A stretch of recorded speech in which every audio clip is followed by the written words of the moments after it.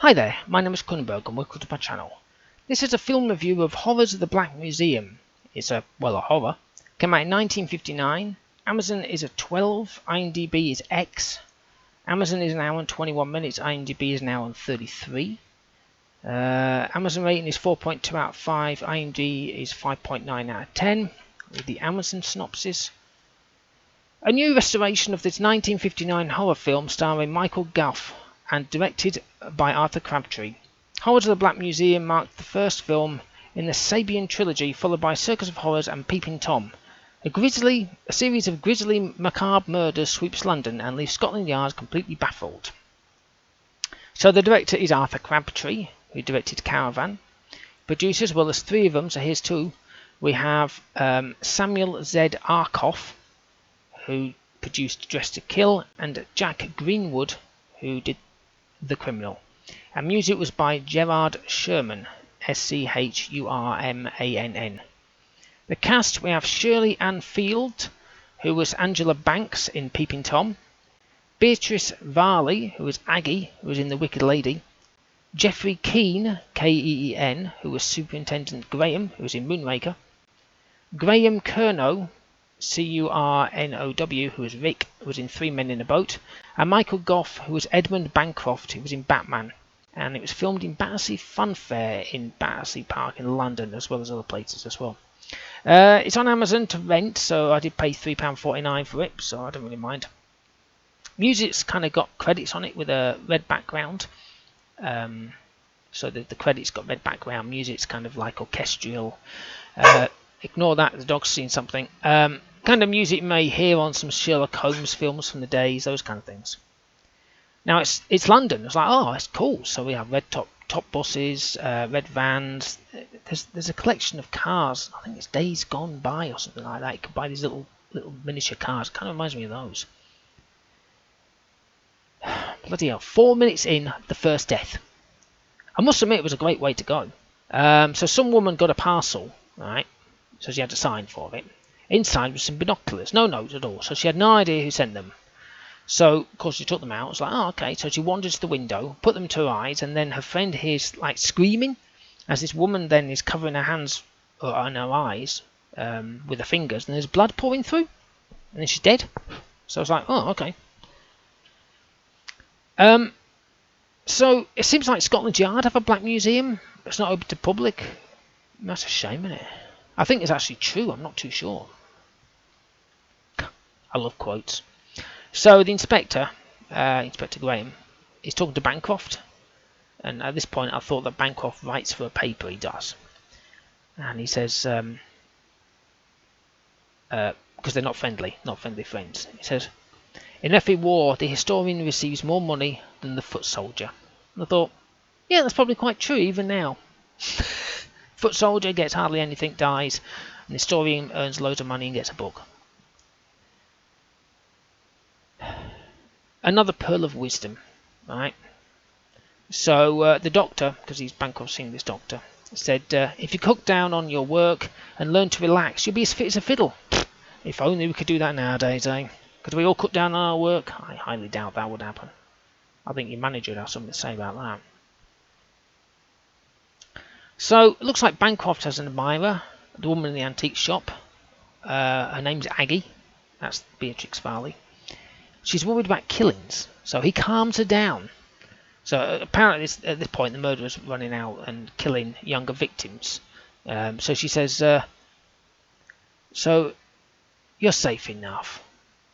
You know, he's killing young people, so you're okay. And she went, oh, you give a woman confidence. I thought, really? I thought that was an insult, was it not? The murderer's going out there killing young kids, not kids, but young victims. So you're okay. Sort of insinuating she's on the bit on the old side. Mind you, he's not exactly young himself. Now, I like Bancroft's museum.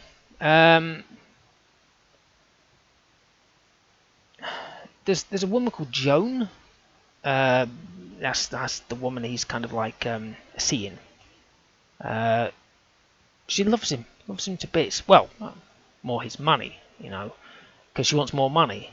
And then he said, no, I'm not giving you any more money. And she kicked off majorly. Hey, you don't deserve me. I asked for some money. La, la, la, la. I thought, yeah, okay. It's a great relationship. So then she buggers off. And then she's in this pub. Listen to this chat music. Chat. I don't know what you call it. On the jukebox. And she's dancing this short red dress, right, in the middle of the bar. And there's all the guys are just watching her. And she stands out like a sore thumb. Or, whatever. And she's obviously so tearful after she had that argument with Bancroft. Now, I've just seen something that's a very rare thing to see these days, and I'm not seen it in this country for years. Most people would say the same, except for the moment in time when I'm recording this, when there's all hell breaking loose out there on the streets. But normally, one thing you never see is two coppers walking the beat. Just walking, looking around. They know the community, they know the people. They're saying hello. They're helping an old lady with her shopping, or those. I don't know where those are. I mean, they're usually inside in police stations, aren't they? Trawling through Twitter, finding anybody that's made a bad word. Look at him. He said this. We'll get him. We'll bang him up for 50 years. What about them burglaries over there? No, I have to get out of my chair. So, because that was what I was watching, and a bit later on, this newspaper seller was asking, selling his stuff, and then somebody asked him, and says, "What are the police doing?" And he went, "Traffic, helping old ladies across the road." Again, exactly what is not happening now. They'd have to be outside, or not dealing with the rioters, but in all fairness, that's not really a police job, is it? I mean, a proper police job. A police job is to go out there and solve crime. I don't think they've solved crime in years up here. So, blackmail. Now, you have to remember the golden rule. If you're going to do blackmail, remember this golden rule. Right? Always tell the victim you haven't spoken to anyone. Not even the police. Make sure you say that. Then make sure to demand money. And always meet in a secluded place where there's no one around. Sorted. What could possibly go wrong? So the Bancroft's using this electronic equipment or something. I don't know what it is. Dials and flashing lights, a lever, and a small screen that looks like Tetris before it even existed. It's bizarre. I was like watching it thinking, but Tetris didn't come out then, did it? Because computers didn't exist in the 50s. So I was kind of watching that. I was like, So they're trying to get rid of his body, right? And it was dropped in this acid. And a few minutes later, with the use of a baker's apron and some rubber gloves, right, acid dripping all over the place, right? Rick just pulls in and pulls out this skeleton, right? Acid's dripping all over, and he hangs it up on this hook. So remember, the acid completely removes all flesh off a skeleton within minutes, so it's just a skeleton. But you can drip it all over your hands, all over the floor, maybe in your hair. It's fine.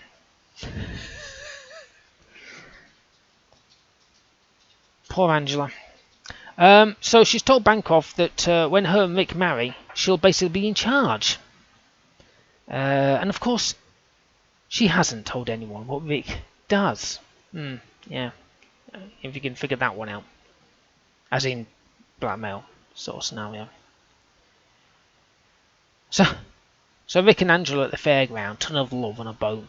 Right, Rick literally looks like he's got a face like he's lost £100 but found a penny. He looks so miserable. Like, what the hell am I doing on this bloody thing? Whereas she's like beaming and happy and smiling and really just looking at everything, going, "Ooh, look at this, look at this." It's like, I don't want to be in here. I like the ending. But after the shooting, death and stabbing, and bodies are taken away, because this is the fairground, this is the Battersea Fun Fair. The people at the fair literally just turn around and go back to enjoying themselves. So, in modern films, you'd have like crime scenes, or even people just shocked and maybe throwing up in the corner, or whatever. But they're all just like, "Okay, great, that's all finished. Let's go and shoot some ducks. I'm going to go on this roller coaster." It's like, what the hell? Were they that desensitized back then? I mean, nowadays I understand everyone have mobile phones out, but back then they didn't exist. Anyway, I'm giving it a 6, because I actually did enjoy it, so why not? Anyway, hopefully you've enjoyed watching and listening to this film review of Horrors of the Black Museum. Please subscribe to my channel. I've got plenty of the horrors, quite a few old ones as well, so you might be able to find something you like. Give me a thumbs up if you liked this video, leave a comment in the comment box below. Have you seen this film? Did you enjoy it? Okay, thank you and goodbye.